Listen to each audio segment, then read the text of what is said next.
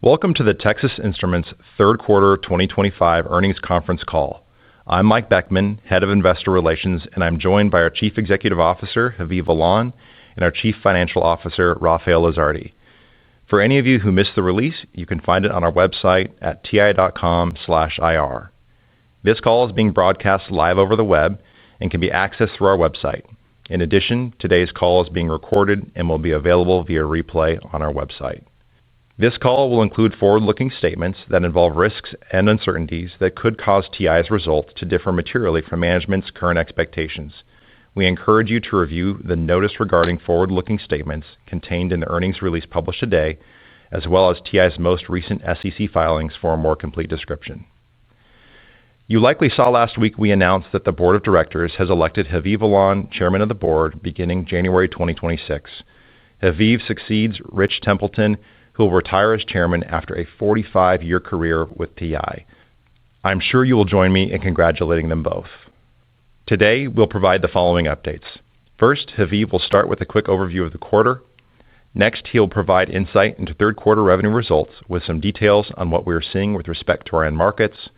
Lastly, Rafael will cover the financial results, give an update on capital management, as well as share the guidance for fourth quarter 2025.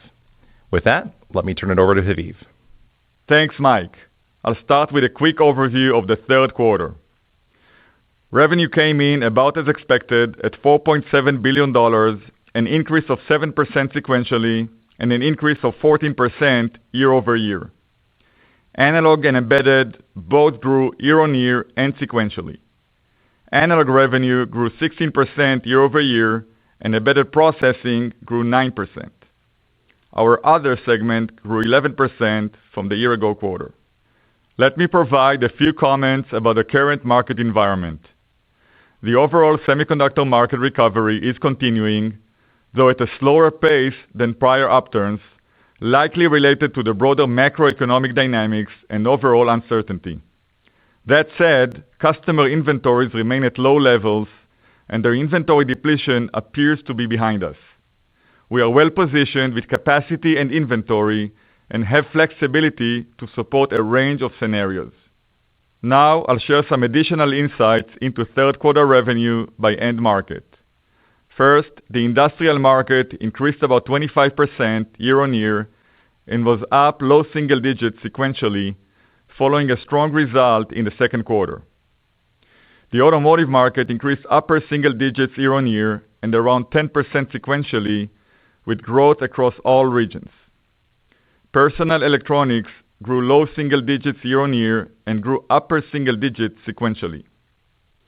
Enterprise systems grew about 35% year-on-year and grew about 20% sequentially. And lastly, communications equipment grew about 45% year-on-year and was up about 10% sequentially. With that, let me turn it over to Rafael to review profitability and capital management. Thanks, Haviv, and good afternoon, everyone. As Haviv mentioned, third quarter revenue was $4.7 billion. Gross profit in the quarter was $2.7 billion, or 57% of revenue. Sequentially, gross profit margin decreased 50 basis points. Operating expenses in the quarter were $975 million, up 6% from a year ago, and about as expected. On a trailing 12-month basis, operating expenses were $3.9 billion, or 23% of revenue. Operating profit was $1.7 billion in the quarter, or 35% of revenue, and was up 7% from the year-ago quarter. Net income in the quarter was $1.4 billion, or $1.48 per share. Earnings per share included a 10-cent reduction not in our original guidance. This includes 8 cents of restructuring charges related to efforts to drive operational efficiencies to support our long-term strategy, including the planned closures of our last 250mm fabs. Let me now comment on our capital management results, starting with our cash generation. Cash flow from operations was $2.2 billion in the quarter and $6.9 billion on a trailing 12-month basis. Capital expenditures were $1.2 billion in the quarter and $4.8 billion over the last 12 months. Free cash flow on a trailing 12-month basis was $2.4 billion. This includes $637 million of CHIPS Act incentives, including a $75 million payment received in the third quarter related to the direct funding agreement. In the quarter, we paid $1.2 billion in dividends and repurchased $190 million of our stock. In September, we announced we would increase our dividend by 4%, marking our 22nd consecutive year of dividend increases. This reflects our continued commitment to return free cash flow to our owners over time. In total, we returned $6.6 billion to our owners in the past 12 months. Our balance sheet remains strong with $5.2 billion of cash and short-term investments at the end of the third quarter. Total debt outstanding is $14 billion with a weighted average coupon of 4%. Inventory at the end of the quarter was $4.8 billion, up $17 million from the prior quarter, and days were 215, down 16 days sequentially. We have executed well on building an inventory position which we believe will allow us to consistently deliver high levels of customer service. Turning to our outlook for the fourth quarter, we expect TI's revenue in the range of $4.22 to $4.58 billion and earnings per share to be in the range of $1.13 to $1.39. Our fourth quarter outlook includes changes related to the new U.S. tax legislation and now assumes an effective tax rate of about 13%. In addition, we expect our effective tax rate in 2026 to be about 13 to 14%. In closing, we will stay focused in the areas that add value in the long term. We continue to invest in our competitive advantages, which are manufacturing and technology, a broad product portfolio, reach of our channels, and diverse and long-lived positions.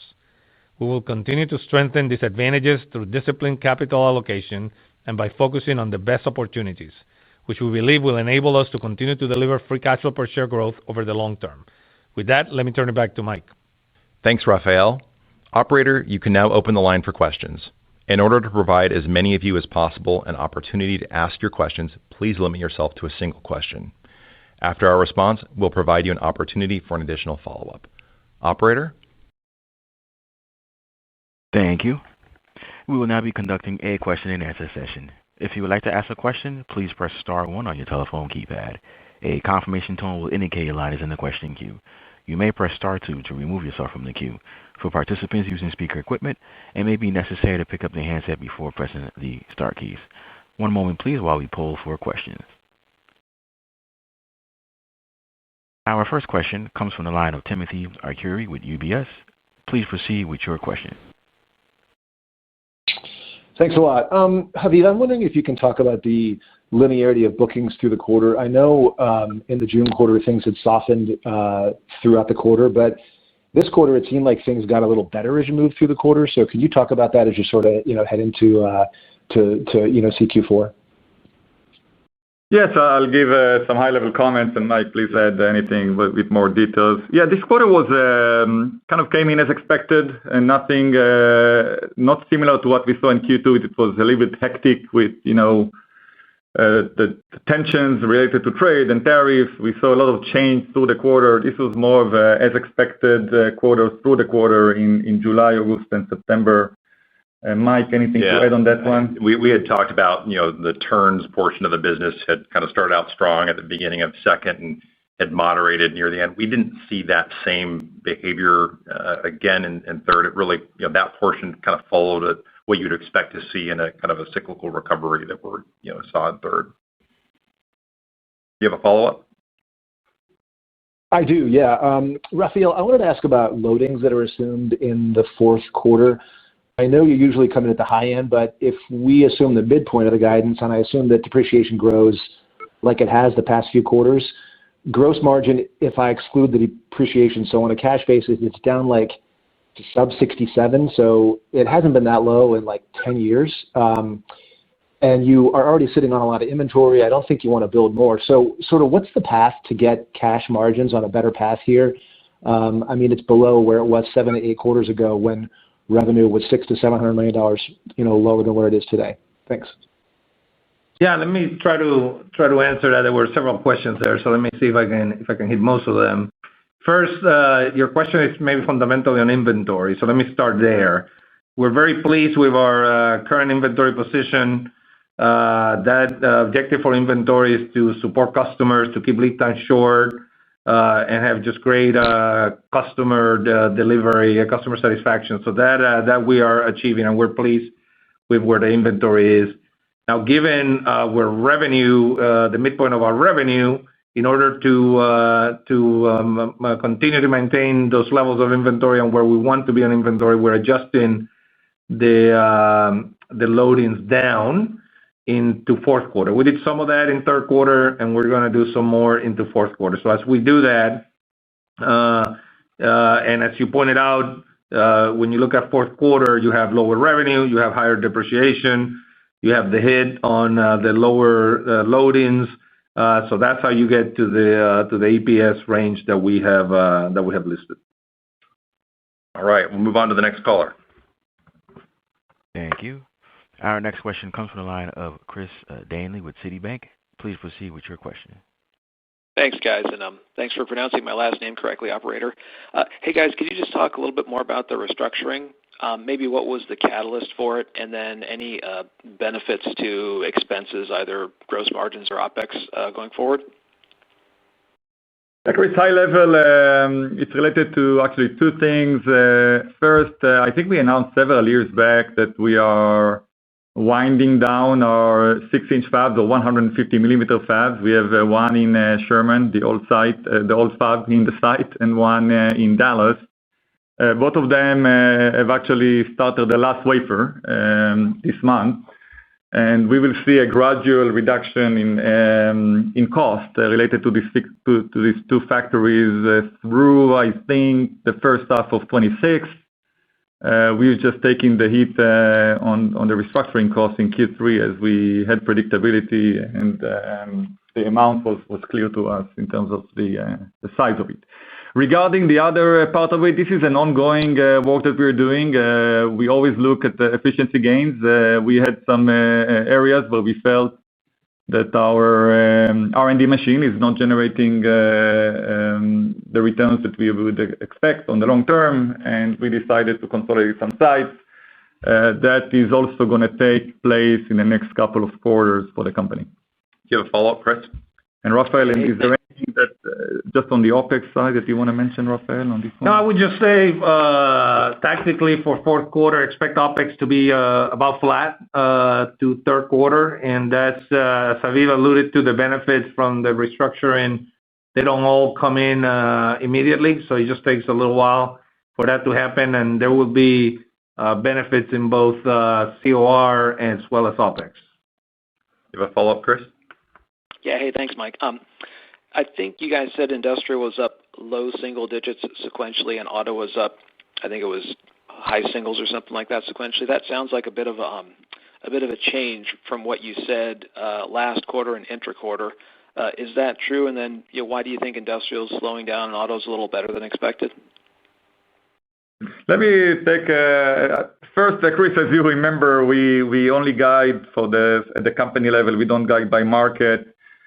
We did say, I think, on the industrial side that we had a very strong Q2, so kind of indicated that we assume Q3 will taper off, right? And actually, to me, that low single-digit growth sequentially was good. I'm pleased with the result. Remember, very strong growth in the second quarter. On the automotive side, I would say, look, automotive was kind of sequentially up and down and up and down, but all in a very similar level, right? The recovery in automotive, at least for TI, was very, the trough was shallow, and now, it's kind of back to where it used to be. So I would not read too much into it. It came in more or less as expected, and I think, Mike, it grew across the regions in automotive. It did, yeah. It grew sequentially across all the regions. All the regions. So no surprises there, Chris, from our perspective at least. Yeah, and I just add with industrial, a second to third transition, usually actually down. If you look across the averages over history, it's actually down a little bit. So an up low single digit is actually not an unusual result if you're in a recovery. All right, I'll move on to the next caller. Thanks, Chris.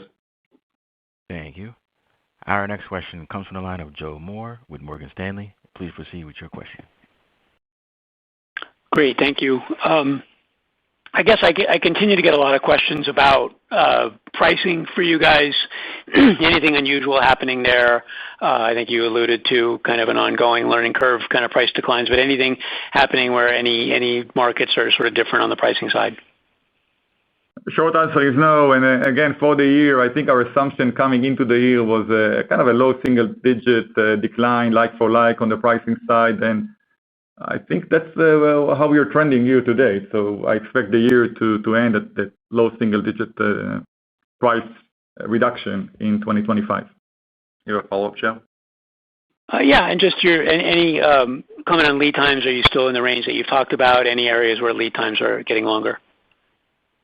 Say across the portfolio, very consistent with what it was the quarter prior. So not much of a change in that. And our lead times right now are competitive. Worked very hard to make sure that our inventory position could allow us to do that. And we're happy with the lead time position that we have. So yeah, not a lot of change on a sequential basis. And Joe, just a little bit more color on the lead times. I think we always talk about inventory part by part, the technology by technology, package type by package type. I think, as Rafael mentioned, the third quarter was a very good quarter for us because we've reached our milestone of that's where we need to be. We had a few areas where we were still catching up. So that's now behind us. And we are now prepared to any scenario. As Mike said, we are serving our customers through a growth issue of mid-teens with no issues. So very strong support from TI. We are hitting our metrics and exceeding them even.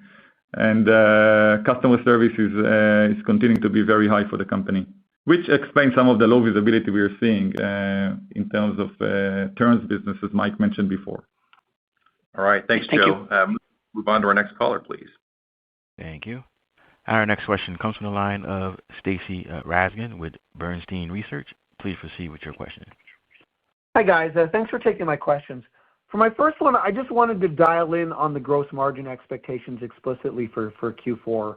So you talked about loadings and everything else. You talked about the tax rate coming up. It seems to me you're guiding it down, I don't know, maybe 250 bips, something in the ballpark of 55%. I just want to know, is that the right number to think about? And then given that baseline, how much cost should I be expecting comes out of the model due to the 6-inch fab closures in the first half? Yeah, so Stacy, high level, you're in the ballpark. We let the EPS guide speak for itself, but you have lower revenue. You fall that through. You have increases in depreciation for the year is $1.8 to $2 billion. So, but it should be an increase second to third, similar to third to fourth should be similar to second to third. So you do that and you have a higher levels of depreciation. And then, as Aviv said, we're very pleased with our inventory levels. They're doing what they're supposed to. So now we are moderating those wafer starts, those loadings, and as those come down, we get the impact on gross margins. Let me just also step back and stress that we run the company with the mindset of a long-term owner and the objective to grow free cash flow per share over the long term. And that is gaining momentum. On a trailing 12-month basis, our free cash flow is up 65% from last year, and it has the potential to accelerate and grow even faster next year, as we have outlined in our framework back in the capital management. You have a follow-up, Stacy? I do, thanks. So your Q4 guide is down about 7% sequential off the slightly higher than expected Q3 base. My math suggests that down 7% or so is pretty much seasonal, on a pre-COVID basis. I know post-COVID seasonality has been all over the place, but pre-COVID it typically was down, call it high single digits. So you seem to be on a seasonal trend now, and maybe that's consistent with customers no longer draining inventory. Should I think about normal seasonality, like pre-COVID levels for Q1? My feeling is it's typically down sequentially. I'm not asking you to guide it, but just what is normal for Q1, at least on a pre-COVID basis, if we're running more of a seasonal pattern from here? Stacy, before we talk about Q1, let me just add a little bit more color on Q4. As you said, I look at it as a roughly seasonal guide, as you said. And the reason is there is a recovery, but it's in a moderate pace, right? So, that's what guides our call it seasonal view into Q4. I also mentioned, and that's what we're seeing. This is part of the way we do business these days. More customers are direct, more customers are on consignment. Customer inventories are low, and I think they've they've gone through this depletion process. Okay, that's behind us. So we are going to be just seeing it real time as it comes, and hence our guidance. Now, regarding Q1, Mike, you could comment if you want. Yeah, it's not unusual to see fourth to first. Just historically, this is not a guide for what we're going to see, but what historically is done is typically down just slightly sequentially. It's not unusual to see. All right, Stacy, thank you for the questions. Move on to the next caller, please. Thank you. Our next question comes from the line of Ross Seymour with Deutsche Bank. Please proceed with your question. Hi, guys. Thanks for asking a couple questions. Haviv, congratulations on the chairman role as well. I wanted to go back to the gross margin side. Rafael, you talked about all the reasons it was going to drop and the rough range from the prior question. Just wondered, how does that flow through into next year from the perspective of depreciation? Is there any change to the range you gave before? And if you're flat to slightly down in the first quarter, does that flow through? And the utilization dynamic, does that have to flow through inventory, et cetera, in leading to a headwind as we go into the first half of next year as well? Yeah, so a couple of things. First, on depreciation, no change to our guidance, 1.8 to 2 for this year. So you can back into fourth quarter, as I answered to Stacy a second ago.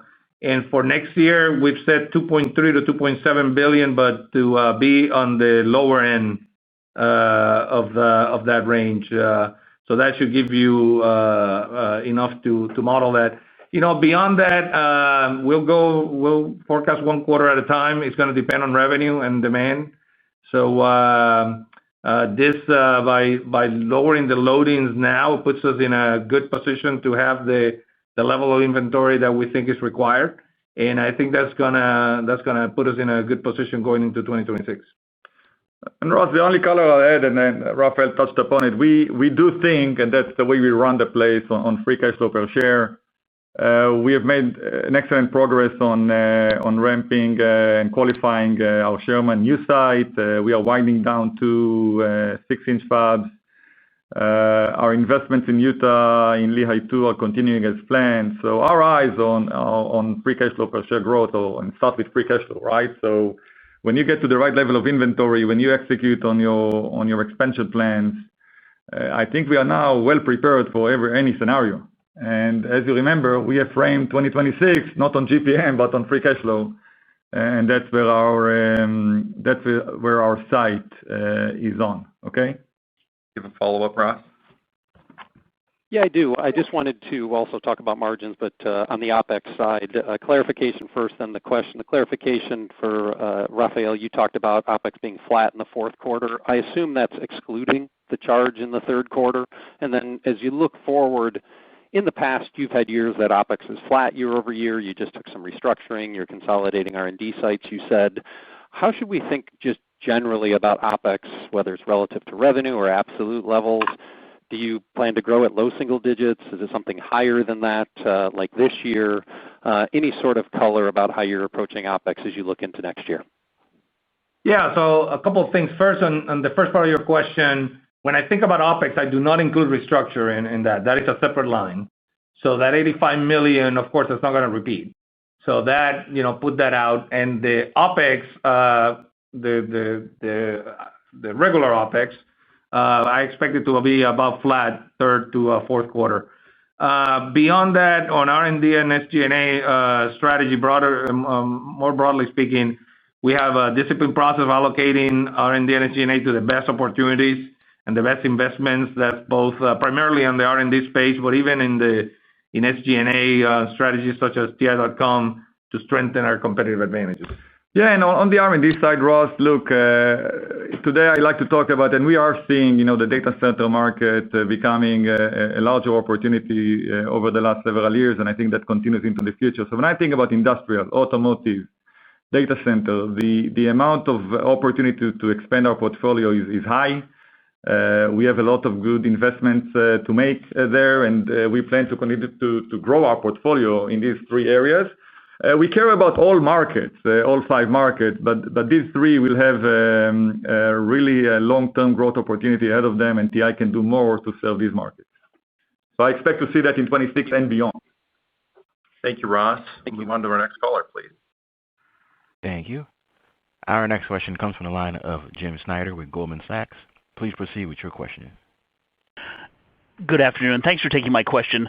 I was wondering if you could maybe give us a little bit of color in China and what you're seeing there. I think last quarter you called out some pull-in activity. I'm curious whether you saw a reversion there in terms of orders or whether orders were ended up better than you expected, and sort of what you're seeing on a real-time basis heading into Q4. High level in Q3, China came back to normal, and I expect that to continue into Q4. Mike, anything specific on the China business in Q3? And maybe add, as we probably talked about last quarter, there was potential for pull forward in second. And if you look at industrial in China, that was the only market that didn't grow sequentially. But if you look on a year-on-year, still up about 40%. But I think you're looking at where it essentially didn't repeat. We didn't see that same level of pull forward, at least evidence of it. Can't confirm that with certainty, but it doesn't appear that same pull forward trend repeated itself in third just based on that. But we'll have to see how it plays through. That's the only thing I would add. Okay. So nothing special to report there, Jim, okay? Do you have a follow-up? Yes, please. I know when you get to the beginning of next year, you'll give us an update on the Capital Management Day. But I'm just sort of curious, as things sit here today, in light of the slower recovery you seem to be talking about right now, or you're seeing right now, can you maybe give us a sense about whether you expect that your CapEx for next year will be toward the lower end of the range you sort of outlined at the beginning of this year? Yeah, we gave you the framework, Jim, and again, we gave you a 20 to 26 framework there, but of course it can be higher or lower. I think the probability of being lower is probably more probable than higher than 26 billion, right? So at the end of the day, we'll see what it wants to do. This recovery has been moderate, so we haven't seen even the market goes back to trend line, not to mention going above trend line and customers building inventory. We just haven't seen it. It could still happen in this cycle. It could not. The good news from a TI perspective that we are ready for any scenario. If it wants to grow quickly, we will be able to serve it. But if it wants to continue in that moderate recovery, of course, we will be at the lower end of the CapEx and free cash flow will grow. As indicated in our framework we provided in capital management. And as February comes in, we'll have some more information. We'll have Q4 behind us, and we'll provide more color on that, Jim. Thanks, Jim. Thank you. Let's move on to the next caller, please. Thank you. Our next question comes from the line of Chris Caso with Wolfe Research. Please proceed with your question. Yes, thank you. I guess first question is with regard to general conditions and the recovery. And I think the words you said were that the recovery was continuing at a slower pace. Can you talk about what's changed in your mind since the last earnings call? I think earlier in the year, perhaps you were more optimistic that this would follow lines of a more typical recovery, which would be stronger by now. But what sort of changed in the part of your customers and such, as compared to the last earnings call? Yeah, fair. And I think that's related more to the first half of 2Q. I think Mike mentioned that, and we acknowledged that in the July call, that it had a very rapid start. We were thinking that we are sitting on a sharp slope. I think time taught us that it is not. I would not say it's just a moderate. Okay, we are seeing the market getting back towards trend line, but still below trend line. And that's one of the more moderate recoveries that we've seen in the history. I think you have to go back many years to see similar behavior. Could still change. And again, I don't have I cannot prove it, but I do see when I talk with customers, especially on the industrial side, and if you think about investing, building new factories, putting more CapEx, there is a bit of a wait and see mode with our customers. They're just hesitant to have clarity on what exactly are the final rules. Should I put my factory in this country or another one? Even in our domain, think about it, the rules are still not finalized in terms of the rates of tariffs, for example, will they be or not? So I do see this hesitancy at the customer base, and I see it mainly on the industrial side. On the automotive side, it's the secular growth is continuing, So just content growth allows that market to go back to the level it peaked before. And the outlier is data center. Data center, again, not a large part of our revenue, but growing more than 50% for TI year to date. That's where we see strong investment. That's the only place where we see a strong growth, where customers are investing and moving fast, and TI wants to do more there, and we are investing as well. But again, a smaller part of our revenue. You have a follow-up, Chris? I do. Thank you. And as a follow-up, if you could take us through your thought process with regard to the reduction in wafer starts and utilization.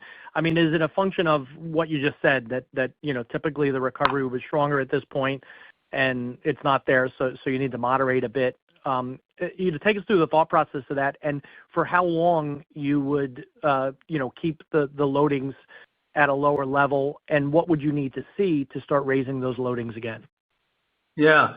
So it is, you can think of it fairly mechanically, frankly. Think of revenue was 4.7 and change in third quarter. Now the midpoint is 4.4. If you run the factories the same way you were before with lower revenue, you just grow inventory and keep on growing inventory.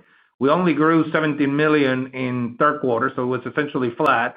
But at a lower revenue, same loadings, you would grow inventory. So you need to moderate that in order to keep inventory either flat or maybe slightly down as we go into fourth quarter.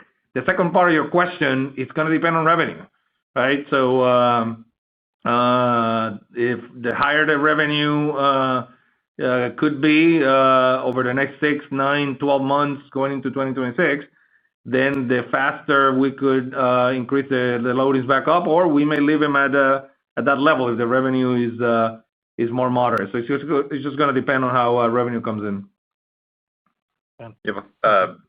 Yeah, thanks, Chris. Moving on to the next caller, please. Thank you. Our next question comes from the line of Blayne Curtis with Jefferies. Please proceed with your question.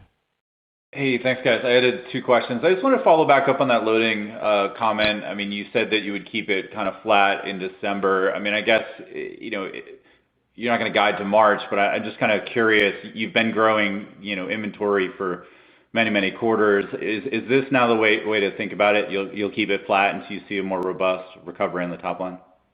Yeah, and I think you're referring to flat inventory levels, and I said flat to down. So we're comfortable with the $4.8 billion that we have of inventory that has very low obsolescence level. We hardly ever scrap any of our inventory because it lasts a long time, both in finished goods and in chips, in chip form, in die bank, and in finished goods. So we feel very comfortable with that level, but it's about sustainability, right? If you just keep on growing, it's just not a good allocation of your cash, of your capital of owners. So it's better to moderate the loadings. That way you're flat to down in the current environment, and we feel that we can do that and continue to have very high levels of customer service and metrics supporting our customers.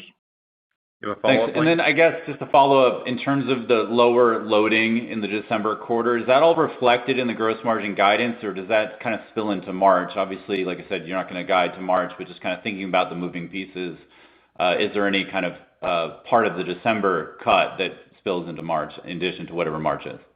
Yeah, so we're not guiding to March, as you pointed out, but the lower loadings that I'm talking about, some of that happened in third quarter. There was a step down in third quarter, second to third, and there's another step down into fourth. That is, of course, embedded in the APS guidance that we just gave. All right. Thanks, Blayne. Move on to our next caller, please. Thank you. Our next question comes from the line of Tore Svanberg with Stifel. Please proceed with your question. Yes, thank you, and congratulations, Habib. My first question is on the enterprise data and communications business. I get the enterprise data. That's obviously tied to data center, but I'm a little bit surprised to see the communications equipment being that strong. Is that also tied to data center and perhaps some of these cluster build-outs, or is there anything else going on there? Oh, yes, I think it's a great question, and that's the reason I think we indicated before, and we'll provide more color in Q1. We are planning to break out the data center as a market for the company. Right now, our data center sits mainly in enterprise, in the compute and equipment, but also on the comm side, we have there the wire, the switches, and the wired comms in a rack. And rack to rack. We also have the optical module business there in comms. So they are really part of the data center market, if you will. The other part of the data center market for TI sits today in industrial. Think about all this high voltage power delivery, the PSUs and all that. And there is also a lot of architectural change there going to high voltage DC and all that. So I think it's time that TI calls out a data center at the top. We'll provide more color in Q1, but just for the year, and we are in the midst of collecting all the bits and pieces. But TI is running more or less at a $1.2 billion run rate in 2025. That's what we're seeing right now. And again, we'll provide more specifics in Q1. But it's also our fastest growing market. It's going year to date above 50% for the first 3 quarters. And I see customers continuing to invest, as I alluded before. That's the one market that we see CapEx going into, and I'm not seeing any slowdown there, at least in the foreseeable future, related to our visibility at least. Okay? You have a follow-up, Tori? Yes, that was very helpful. Just a quick follow-up. I know you typically don't guide by market for Q4, but any sort of outliers one way or the other by your end markets into the December quarter, please? I'd just say there's no specific outliers to call out. And as you look across our businesses, some of our end markets have higher sensitivity to seasonality than others, personal electronics being probably the most sensitive to it. But overall, there's nothing specific that I call out about fourth quarter's transition. So, Tori, thank you for the question, and I'll hand it back over to Haviv to wrap this up. Thank you, Mike. So let me wrap up with what we've said previously. At our core, we are engineers. Our technology is the foundation of our company. But ultimately, our objective is and the best metric to measure progress and generate value to our owners is the long-term growth of free cash flow per share. Thank you, and have a good evening.